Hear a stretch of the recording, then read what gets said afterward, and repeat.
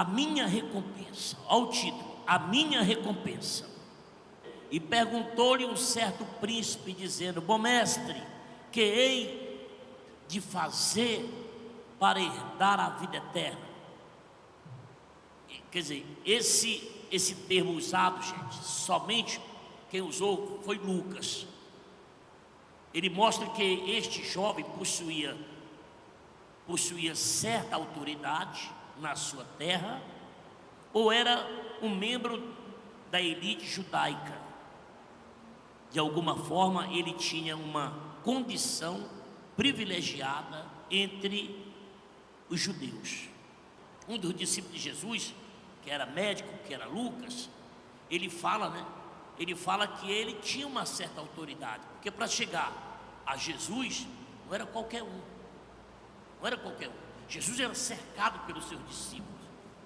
Jesus era cercado, como todo mundo que tem autoridade, como todo mundo que é famoso.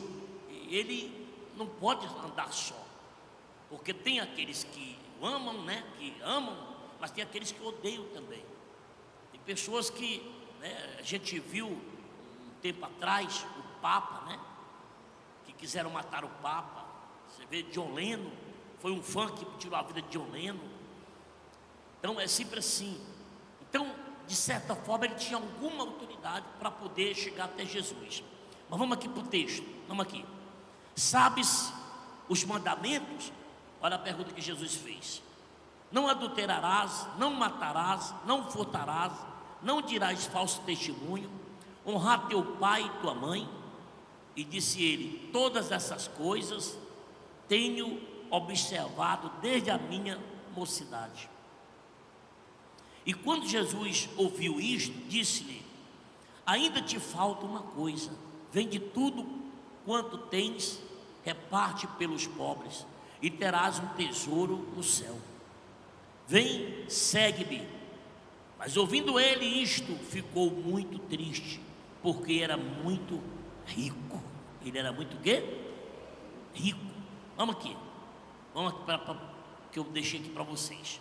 Por não desejar abrir mão daquilo que o mestre lhe pediu, o jovem afastou dele, entristecido, e tomou a pior decisão da sua vida, e se prendeu a bens terrenos, ao invés de abraçar a salvação. Embora ele tenha continuado com seus tesouros, permaneceu decepcionado, infeliz, e o pior, sem a salvação.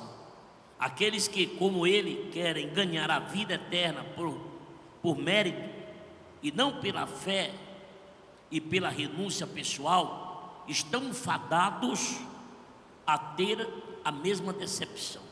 Olha para mim, vamos aqui ver mais alguma coisa aqui. O que diz essa palavra? Ora, a primeira observação que eu também faço desse texto é que ele disse, Jesus falou para ele, quando ele pediu para fazer parte daquele povo que andava com Jesus. É como você chegar aqui para mim e falar assim: ô bispo, deixa eu ser obreiro da igreja. Eu vou dizer para ele: não, tudo bem. Mas aí eu vou dizer para ele quais os critérios, Quais os critérios? Eu vou falar. Os critérios são esses. Vou falar para ele. E se ele de fato está disposto a ser obreiro da igreja, então o que vai acontecer? Ele vai se dobrar diante dos critérios. Não, eu quero ser um pastor. Então havia uns critérios mais avançados. Então ele está disposto? Estou. Está mesmo? Então pronto. Então faça isso e vamos lá. Então Jesus falou para ele. Jesus citou os mandamentos para ele. E quando Jesus citou os mandamentos, ele disse: não, eu tenho observado, eu tenho observado. Então, se você observou e você é esta pessoa, amém, igreja? Se você é esta pessoa, então venda tudo que tem e vamos dividir com os pobres. Jesus colocou à prova, amém, igreja? Jesus colocou ele à prova. É como nós temos vindo para a igreja e nós temos buscado em Deus aquilo que só Deus pode nos dar. A igreja, o que Deus tem, só Ele tem para dar. Não adianta você achar que o homem tem para dar para você aquilo que só Deus pode dar para você. Não adianta.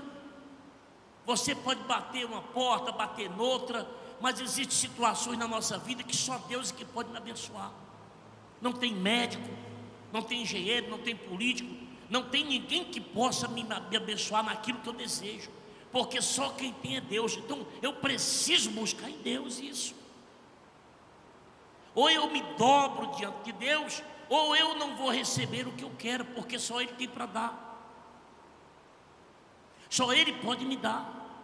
São situações que depende muito do meu querer realmente, se é o que eu quero, se é o que eu desejo. E aqui o que ele estava pedindo era algo muito forte. Ele estava pedindo exatamente a sua salvação. E a salvação só quem pode me dar é Deus. Então, para Deus me dar a salvação, eu preciso me dobrar diante de Deus. Tem coisas, a minha cura, a medicina já me condenou, mas Deus pode me curar.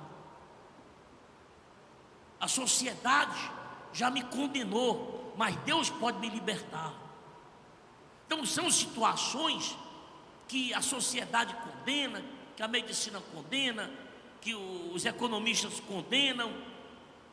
São situações em que o homem condena, e essa situação é para Deus. Quando eu busco em Deus, é necessário que eu me renda a Deus, que eu busque em Deus, para que Deus faça o milagre na minha vida. Então, o que ele pediu a Jesus, só Deus podia dar para ele.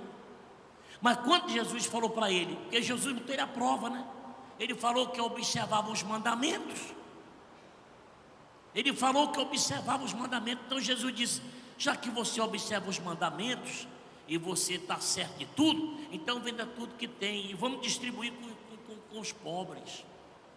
Mas ele não se agradou da proposta de Jesus. Você sabe que até hoje isso acontece dentro das igrejas, porque tem pessoas que vêm buscar em Deus a prosperidade, uma cura, mas ela não quer compromisso com Deus, ou seja, ela não tem compromisso com a sua própria salvação. Ela não tem compromisso. É como ela não entendesse, é como ela não quisesse ser salva. Não, eu quero cuidar da vida financeira, da vida profissional, da minha saúde, do meu casamento, e o que é mais importante, ela despreza. Mas qual foi o recado que Jesus deixou para nós? Qual foi o recado? Buscai em primeiro lugar o quê? O reino e a minha justiça. Em primeiro lugar, ele mandou buscar o seu reino e a sua justiça. Em primeiro lugar. E assim, tem pessoas que esquecem disso, mas ele promete que as outras coisas lhe serão acrescentadas. Eu não estou aqui aceitando meu Jesus para me tornar miserável, para me tornar uma pessoa envergonhada, não. Essa proposta que Deus fez para ele não foi para deixar ele pobre, não foi para deixar ele miserável. Ele fez uma proposta para dar para ele o que o dinheiro dele não podia comprar. O dinheiro dele não podia comprar o que ele queria. Tem coisas na nossa vida que o dinheiro não compra, por mais rico que eu seja. A gente lê cada relato de homens ricos que trabalharam a vida inteira, construíram tesouros, mais tesouro, dinheiro e mais dinheiro, e aí veio um câncer e o dinheiro dele não lhe curou. Porque são situações para Deus. Para Deus. Ou eu me rendo a Deus e tenho fé para Ele curar, para Ele libertar, para Ele me prosperar e me salvar, ou senão, nada disso vai acontecer na minha vida. Amém, igreja? Diga graças a Deus. Esse é o princípio da sabedoria, é o temor a Deus. O temor a Deus é o princípio da sabedoria. Nós precisamos só deixar que a palavra entre. Era isso que Jesus queria com aquele jovem. Jesus não queria ver ele pobre. Jesus botou ele à prova. E Deus nos coloca à prova, não é para nos empobrecer, não é para nos acorrentar. Jesus nos bota à prova para poder dar aquilo que de fato eu procuro ter. Amém, igreja? É isso. Quando o homem é levado à prova nesse sentido, Deus está levando ele à prova porque Deus quer abençoar a vida dele. Deus quer que ele alcance o que ele não alcançaria com a força do seu braço. E Deus quer que ele alcance. Mas para isso é necessário que eu me dobre diante de Deus, que eu reconheça que Deus é Deus, que eu reconheça. Olha aqui, Lucas 18, 28, 30, preste atenção. E disse Pedro: eis que nós deixamos tudo e te seguimos. E ele lhe disse: na verdade vos digo que ninguém há que tenha deixado casa, ou pais, ou irmãos, ou mulher, ou filhos, pelo reino de Deus, que não haja de receber muito mais neste mundo e na idade vindoura a vida eterna. Preste atenção, olha para mim aqui. Neste mundo, diga graças a Deus. Está vendo? O que Jesus disse aqui? Jesus disse para Pedro: Pedro, não se preocupa, não te preocupa, Pedro, porque não há que tenha deixado família, né? Ele foi aqui ao extremo. Jesus esticou a baladeira aqui. Ele foi ao extremo. Ele disse: ó, aquele que deixa pai, mãe, né, irmãos, mulher, por amor a mim, não há que não seja honrado ainda aqui. Ou seja, ele foi ao extremo para poder casar com aquela palavra que eu falei há pouco tempo: buscai em primeiro lugar o meu reino e a minha justiça, e as outras coisas lhes serão acrescentadas. Vamos ver aqui. Após o episódio do jovem rico e da explanação do Senhor Jesus sobre quem seria salvo, Pedro declara que não apenas ele, mas também os demais discípulos foram corajosos por deixarem tudo para seguir o Mestre. A resposta do Salvador é surpreendente, pois afirma que ninguém que tenha feito renúncia por amor a Ele deixará de ser recompensado por isso. Amém, igreja? Olha para mim. Deixará. Você olha aqui, você olha para os obreiros, você olha para nós. Nós tivemos que fazer o quê? Nós tivemos que fazer uma escolha. Uma escolha. Mas o jovem rico não quis fazer essa escolha. Ele escolheu o quê? Ele escolheu o dinheiro.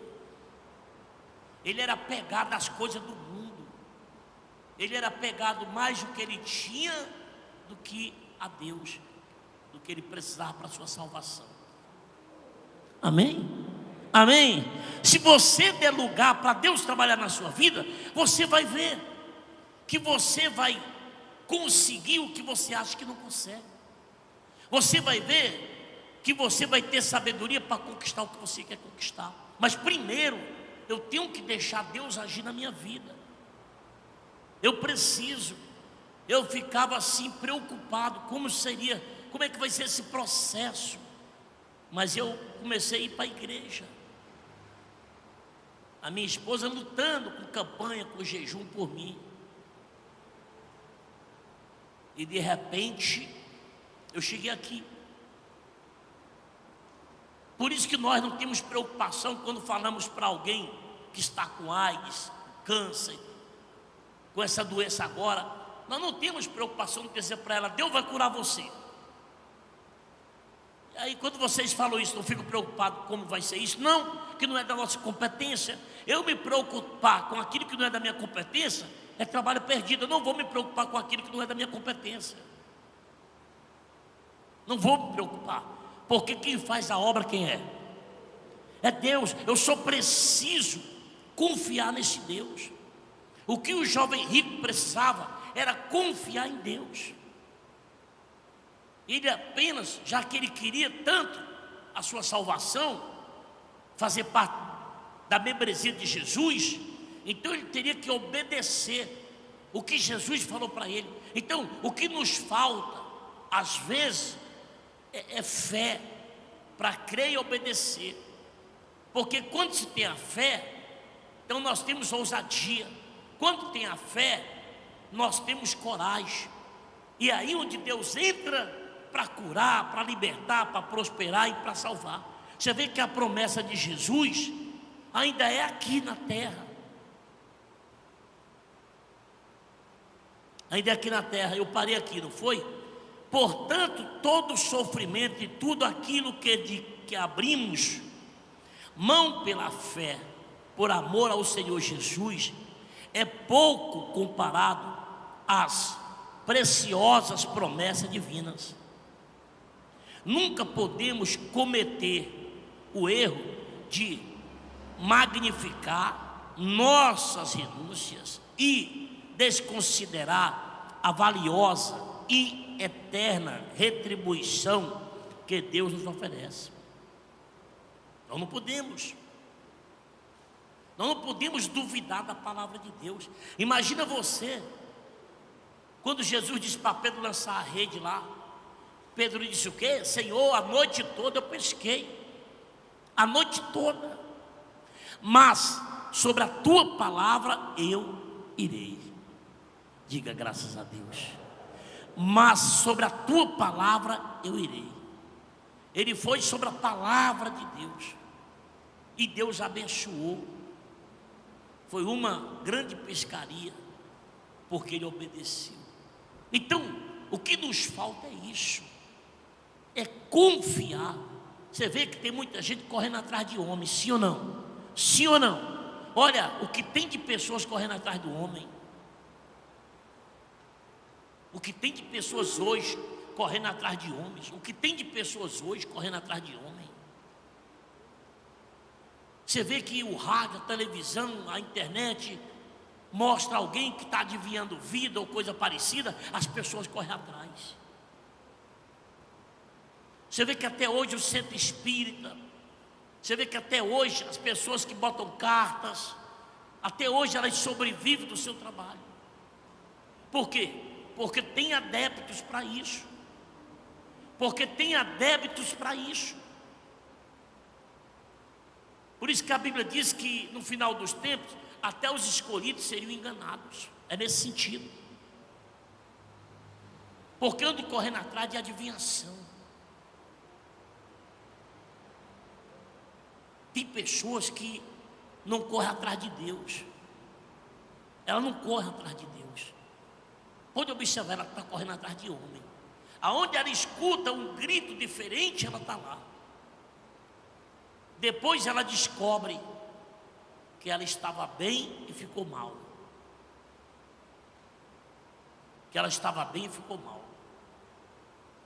Porque a fé sem a sabedoria, ela não leva ninguém para frente. A fé sem sabedoria.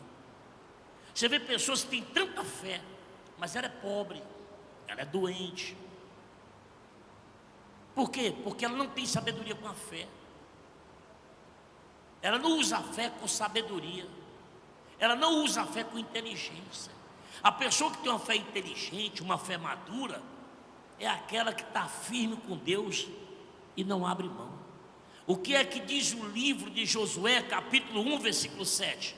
Tão somente ser forte e muito corajoso, para teres o cuidado de fazer segundo toda a lei que meu servo Moisés te ordenou.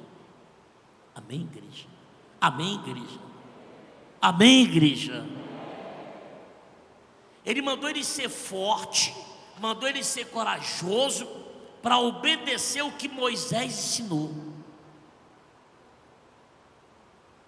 Dela não te desvie nem para a direita e nem para a esquerda, para que sejas bem sucedido por onde quer que andares.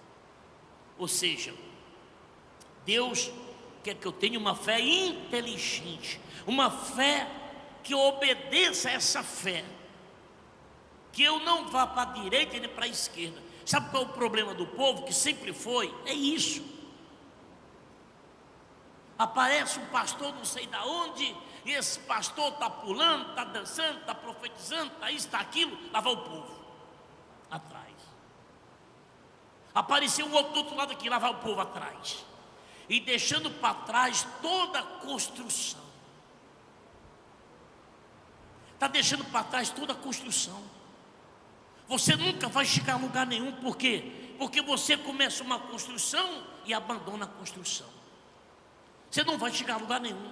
Você nunca vai ser a pessoa próspera que você quer ser. Você nunca vai ser curada do que você quer ser curado. Você nunca vai ser liberto do que você quer ser liberto. Você nunca vai ter um casamento como você quer ter. E ainda vai perder a salvação. Sabe por quê? Porque muitos acidentes, muitas coisas ruins acontecem no percurso de uma travessia perigosa, de uma travessia perigosa. Por isso que Deus deu essa palavra a Josué. Josué, anda sobre o ensinamento que você teve. Não vai para a direita nem para a esquerda, para que tu seja bem sucedido. Você tem que tomar cuidado, gente. Ungir teus ouvidos até. Cuidado com o que você vê, com o que você escuta. Tem muita gente que está construindo algo muito bacana aqui. Está construindo algo muito bacana. De repente, escutou um grito da direita, correu, ou escutou da esquerda e correu, e o que ela estava construindo ficou para trás.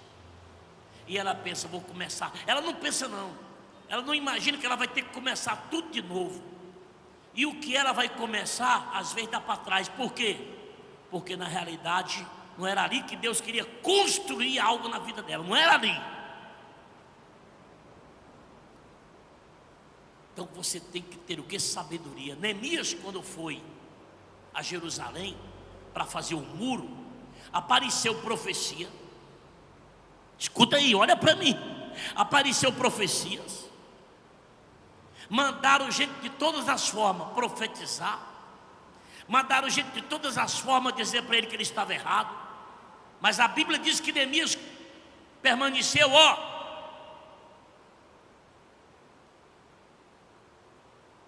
com o seu povo ali. Ele não parava para dar ouvido o que chegava desse lado, o que chegava desse lado.